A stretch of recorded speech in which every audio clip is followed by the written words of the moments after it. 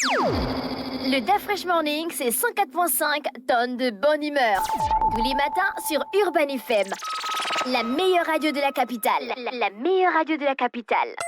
Sur les 104.5 Urban FM, la station Urban On avec Mosley. On parle de politique ce matin. Oui, rebonjour tout le monde. Nous parlons de politique pour aborder la question en rapport avec la dernière sortie de Raymond Donsima. C'est avec, le 21 novembre dernier, Donsima s'est fendu d'une tribune sur les réseaux sociaux, notamment sur sa page Facebook. Et quand même, il revient un tout petit peu sur le positionnement, sinon sur la considération que les gouvernants ont vis-à-vis non seulement de la province du Wellington, mais surtout de la ville d'Oyem, dont il est originaire d'ailleurs. Et le thème, du moins le titre de cette communication qu'il a publiée, comme je l'ai dit tout à l'heure, le 21 novembre, est « Un choix politique non assumé ». Alors, de quoi s'agit-il? Pour Donsima, il revient sur on va dire la situation actuelle de la ville d'Oyem, notamment liée à son évolution, mais également liée à son développement, notamment en ce qui concerne les infrastructures. Et Donsima estime que depuis 1978, il y a eu comme, du moins quand on parle de 78 c'est l'année où la ville d'Oyem avait été goudronnée à l'occasion de la fête tournante du 17 août.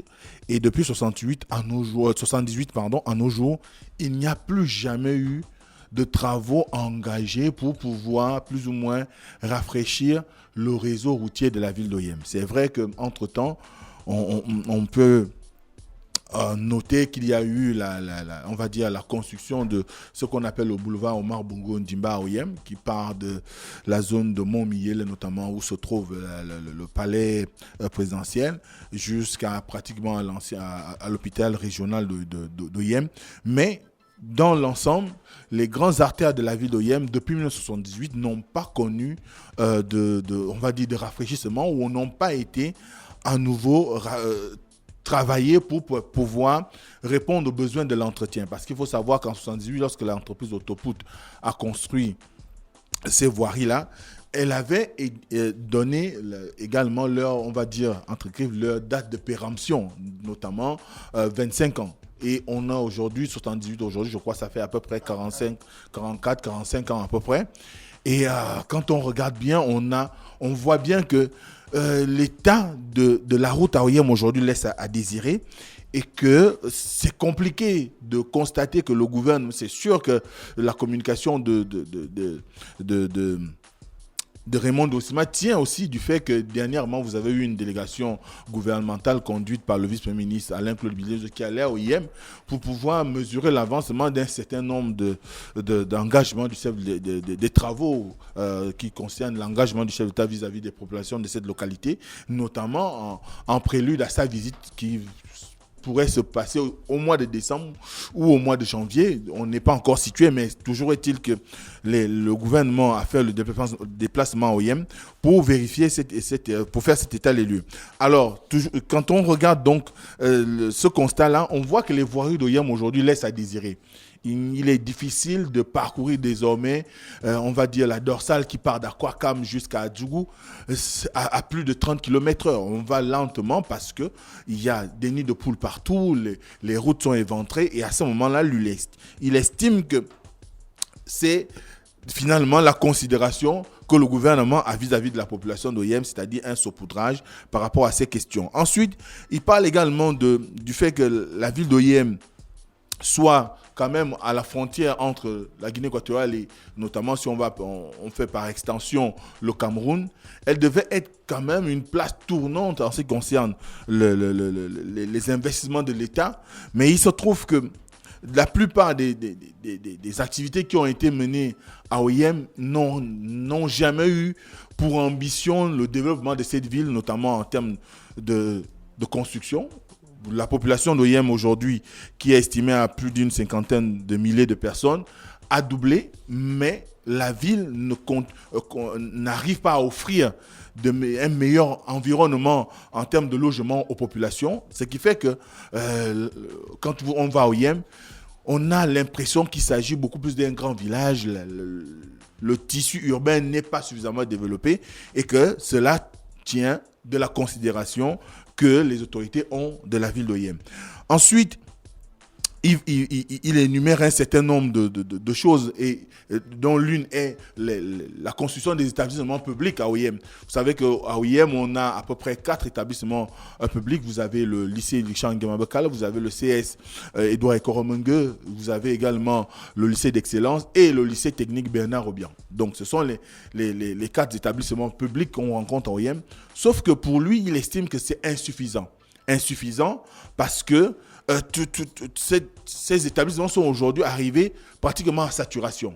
Même le lycée d'excellence qui a été dernièrement, on va dire, inauguré ou lancé, lui aussi il est arrivé à saturation par rapport à la demande qui est quand même assez importante. Cela dénote aussi du fait que si on n'investit pas assez dans l'éducation ou les infrastructures scolaires à Oyem, c'est simplement parce que le gouvernement ou l'État de façon générale a une certaine déconsidération vis-à-vis des populations de la commune d'Oyem et par extension du département du Wol ou de la province du Wol-Intem. Donc à ce moment-là, lui il estime que tous ceux qui ont été plus ou moins pris, du moins nommés aux responsabilités lors des 14 années d'Ali Bongo Ondimba, puisqu'on s'achève, du moins on s'achemine vers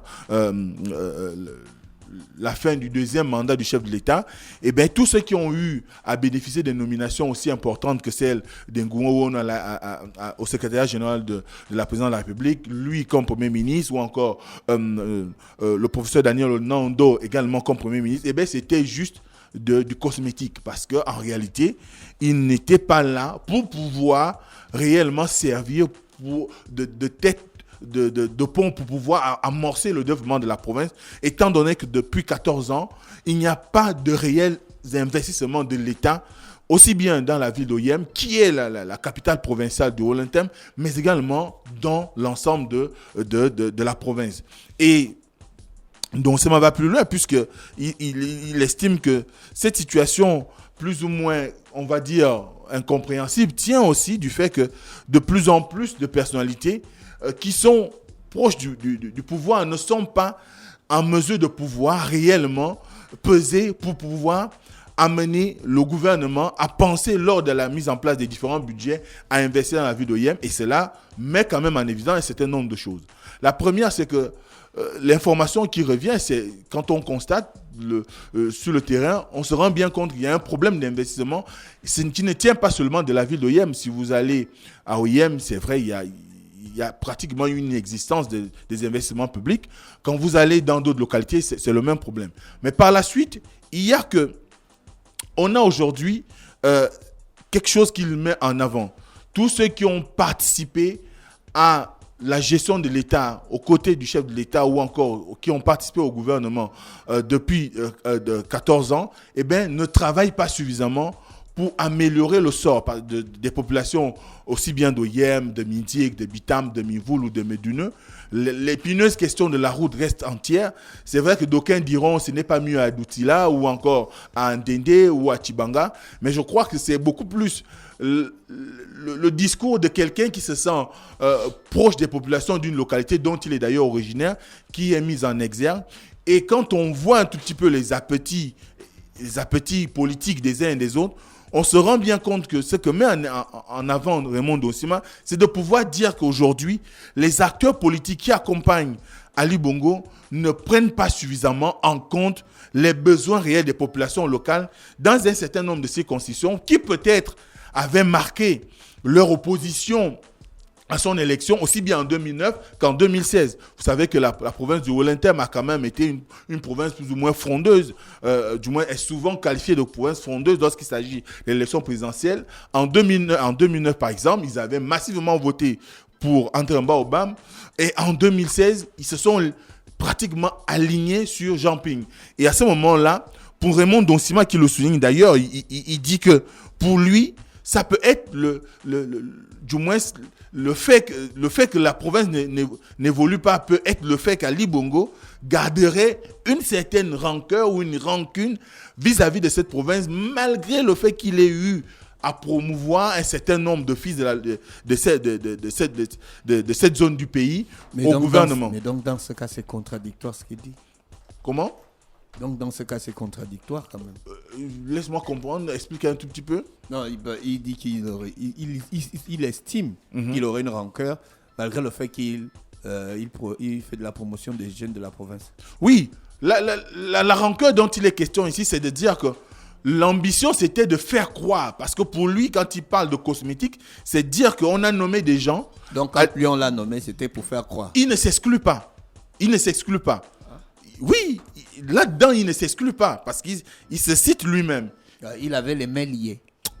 C'est certainement ça. Et pourtant, tu as dit plusieurs fois sur ce plateau-là qu'il a débloqué beaucoup de situations. Oui. Comment une personne qui a les mains liées débloque des situations? Sur l'ensemble, ce qu'on retient surtout du passage de Raymond Donsima, c'est le fait d'avoir réussi à payer la dette intérieure de l'État vis-à-vis des agents publics.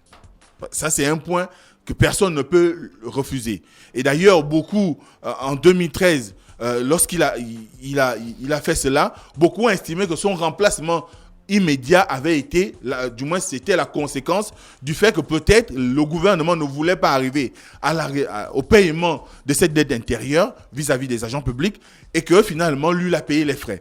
Mais sur le plan du développement local, parce que, encore une fois, il faut savoir qui s'est présenté pour des députations à plusieurs reprises dans le département du Wolo pour pouvoir être élu national. Ce qui sous-entend, et c'est de bonne guerre, c'est parce qu'on prépare aussi l'arrivée du chef d'État de la province du Wolo-Ntem. Donc, lui, il donne l'avis de quelqu'un qui est de la localité en tant que politicien également.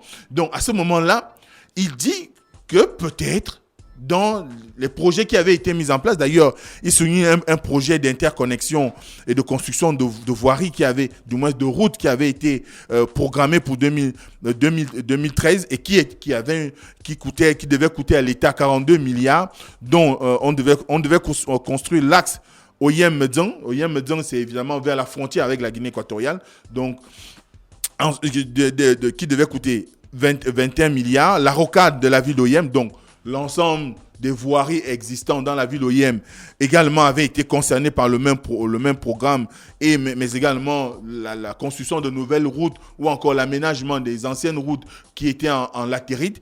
Cela n'a pas été fait parce que des 42 milliards, rien n'a été débloqué. Il dit bien, le projet a trouvé sa place dans un placard. C'est aussi un fait. Donc, c'est pour dire que ce qui est là, ceux qui ont été nommés par Ali Bongo dans la province du Wolo-Ntem, ce n'était pas dans l'objectif de pouvoir les emmener à travailler au développement socio-économique et apporter on va dire, de l'embellie en ce qui concerne les infrastructures. C'était beaucoup plus pour pouvoir convaincre politiquement les populations que lui, il tient à la province du Wolo-Ntem. Et peut-être on pourrait voir la façon avec laquelle très rapidement la primature a basculé dans Logou et Vindo, comme quand même comment? Qu'est-ce que tu dis?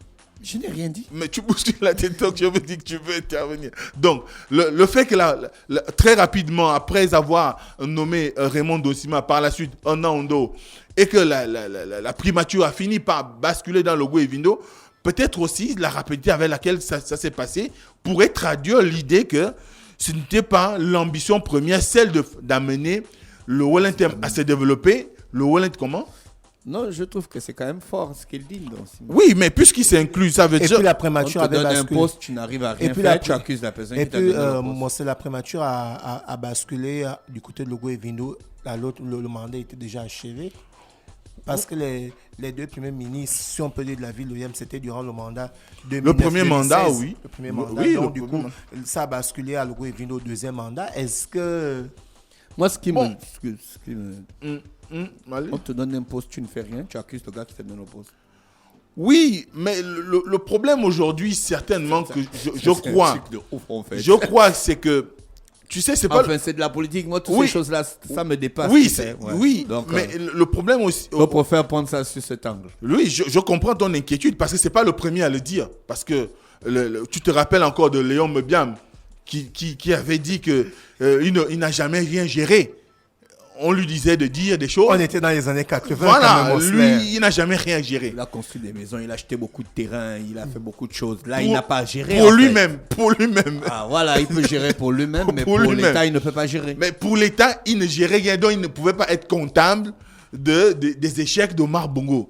Et il y a beaucoup de personnalités, que tu le sais très bien, qui ont été au gouvernement. Par exemple, la question des routes dont on parle aujourd'hui, vous avez des gens qui ont occupé de hautes fonctions. Ils sont au niveau du ministère des Travaux publics. D'ailleurs, Zachary Momboto, par exemple, a fait près d'une vingtaine d'années ministre des TP. Mais les routes sont toujours comme on les connaît aujourd'hui et plus dégradées encore. Mais ce qui est là, c'est que à la différence de peut-être ce qu'on pourrait reprocher à Raymond Deonsim aujourd'hui, à la différence, c'est que il a quand même sorti un ouvrage dans lequel il dit qu'il assume. J'assume. Donc, à ce moment-là, on est dans un environnement où on regarde bien.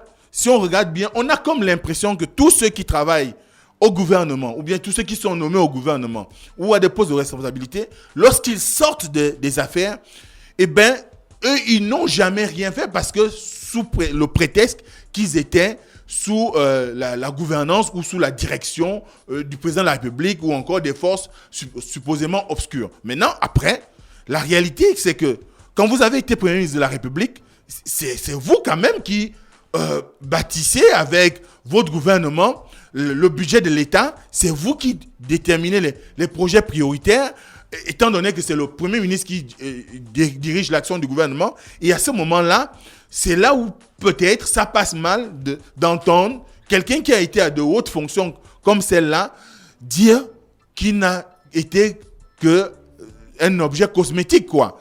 Du moins, qu'on s'est servi Est-ce que c'est l'expression qu'il employait? Qu'on s'est servi de lui pour toi aussi. Quel objet? Là, tu traduis un texte, il faut rester dans l'esprit et dans le corps. Un objet cosmétique, genre... Non, c'est pas bon ce que tu dis là. Mais lui-même, il parle de décor. Ouais, Des ornements.